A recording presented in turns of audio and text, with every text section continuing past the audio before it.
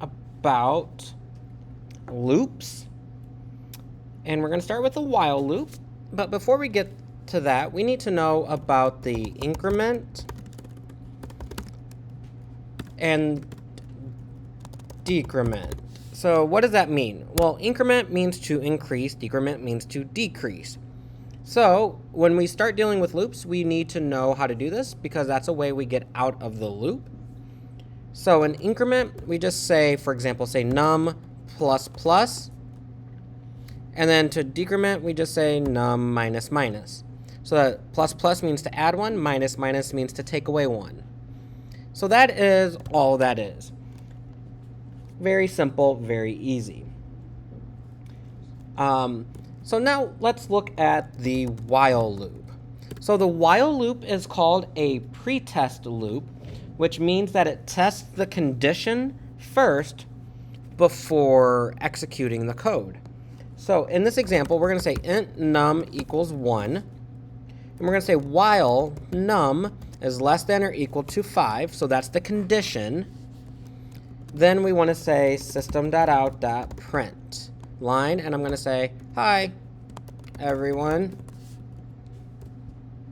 So if I run this,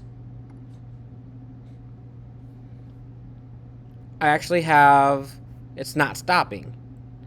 What this is it's an infinite loop. As you can see, highs popping up down there. It's an infinite loop. It means it's going to go on and on and on forever. Because in our condition, the num is 1. So this says while 1 is less than or equal to 5, which that is always true. So how do we get this to increment? Well, we do that by saying num plus plus. So now if I run this, it's only going to spit out, hi everyone, 5 times. Because now every time it runs through this loop, or iterates, that is saying now, we started at 1, now we add 1 to it once we go through, now it's 2 less than or equal to 5, then 3, then 4, then 5, and then that's when it stops. So to get out of an infinite loop, you need to have a way for the condition to become false.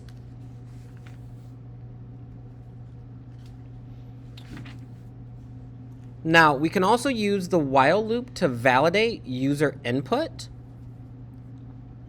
And to do that, so a lot of times we want the user to enter in exactly what we want, but we don't know, we don't want them to restart the program every time they enter in something wrong. We want them to be in a loop.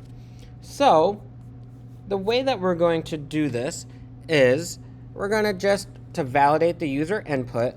For example, let me say let's say double salary, and then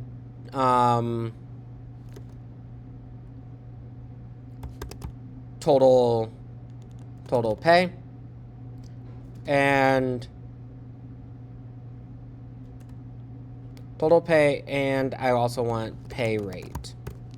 Okay, those are the 3 variables that I have. So I'm going to just say scanner keyboard equal new scanner system.in.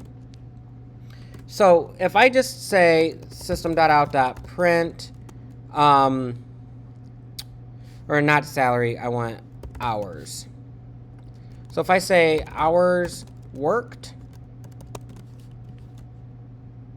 and then I just say hours equal keyboard.next double. Okay, and then now I want to figure out how much they pay per hour. So system.out.print, and I want to say hourly wage, and then say pay rate equals keyboard.next double, and that's fine. And then now if I want to figure out their total pay equals hours times pay rate, and then system.out.print line, or let's do printf. Let's format this bad boy, and let's say total pay $% comma dot to f, in case we need to have some commas and stuff. And then I'm going to put a and we're going to say total pay. Okay, so let's run this. And let me say I am entering numbers really fast, and I say someone worked 400 hours instead of 40, but I didn't catch it right away. So when I ran this, look at this. It says their total pay is $8,000. That's not right. So that's where we come into play with figuring out how to do input validation. So as soon as they enter in because there's not even 400 hours in a week, let alone a work week.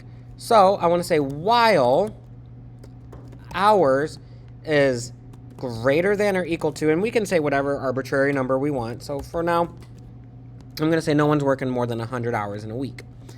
And if this is true, then I want to keep asking them. So I'm going to say system.out.println cannot work more than 100 hours. Then I just want to get the same information. I want to ask them again, how many hours did they work? So now, if I put in 400, it's going to just say, oh, that's less than, not greater than. That's why it didn't happen. There we go. That was my bad. Had the wrong symbol. 400 cannot work more than 100 hours. And then I'm like, oh, I caught my issue. So 40 hours, and they get paid $20 an hour. They made $800. That's how you do input validation. You just set it to what, if they go over something or under. So we can also do hourly rate wage as 0. And I can also do, you can't work less than 0 hours and still get paid. So we can do input validation multiple times in multiple areas, but this loop will keep going until this condition becomes false. And that is input validation with the while loop. In our next video, we're going to be looking at the do while, which is a little different than the while loop. And then after that video, we'll be looking at the for loop.